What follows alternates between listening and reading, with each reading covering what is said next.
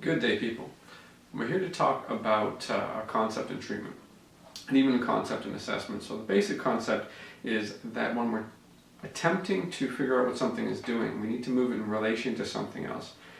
So if I'm trying to figure out, say, what the shoulder is doing, okay, so we use the term shoulder broadly, what we're really trying to figure out is the interplay between the glenoid, which is the fossa on the scapula, and the humerus. So we're trying to figure out how they're interacting with each other, recognizing that there's a lot of different factors surrounding it, including many muscles, ligaments, tendons, and so forth.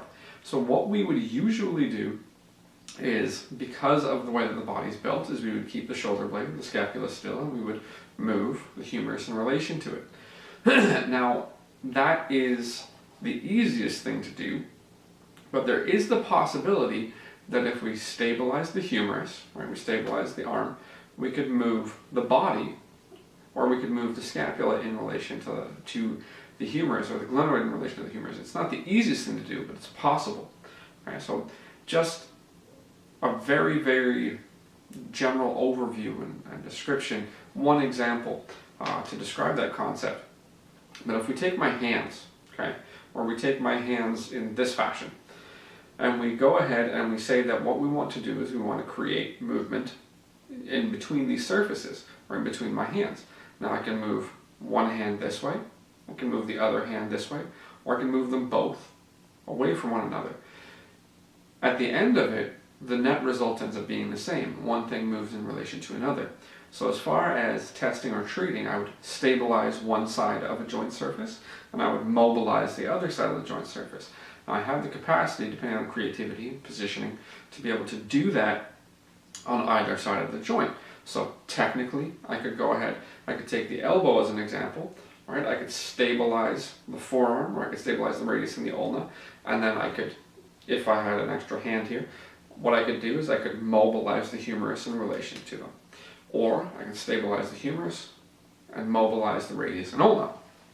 Okay, so just again to verbally and somewhat visually describe this concept. Now what we're going to do is we're going to take this concept, our understanding that we want to move one thing in relation to another, or test one thing in relation to another. We're going to demonstrate that with the cervical column because it's one of the easier ways to do it. As far as a visual example, it's one example, and over time we're going to take this concept, one thing moves in relation to another, and we're going to build on it. So we're going to show here an example in the cervical column, and then what we're going to do is over time we'll build up a library of showing this concept. So we're here to illustrate the general concept that osteopathy is the science of relationship. So that's one way to talk about it, as we've already done. The other way to talk about this, again, as we've already said, is that the motion that we're going to create with respect to treatment is one thing moving in relation to another. So one thing can move in relation to another, right? So the relationship, I can do this, as we've already shown. The net result is the same. These things have moved in relation to each other, or I can move both at the same time. What I'm looking for is a net result. Now if I go ahead and I look at the neck, just a very general thing, this is just to illustrate the concept, and we're going to have a series of doing this in different places in different ways. I just take a very, very general look at the neck. Turn this way, okay, compare, so I'm not going to make a call, but I think it's pretty evident that the patient's head prefers to move this way. The head and neck prefer to move this way. Okay? They don't like as much moving this way. It's not terrible, but we don't get as much out of it. Now, the common way to deal with this would be to go ahead and do something like a muscle energy, or some people call it a little PIR, either way. What I'm going to do is I'm going to put him on bind, I'm going to put him in the direct barrier, and I'm going to have him activate the muscles that would control this. So I would block him, I'd say turn to your right, and then let him go. Now the reason, and we'll talk about this over time, that I actually let him move is because if I don't let him move, it turns into an isometric contraction. It's not actually a PIR. PIR requires actual movement for the other side to relax. So post-isometric relaxation or reciprocal inhibition, regardless of which one you want to talk about, you actually require movement of the joints in order for the neuromuscular reflex to occur, the neuromuscular phenomenon to occur, where one side contracts, the other side relaxes. So we need to make sure. So just as a little technical note, that's why I actually let him move. Now the other option that I have here is what I can do is I'm just going to reposition my hand so that I'm controlling him a little bit better.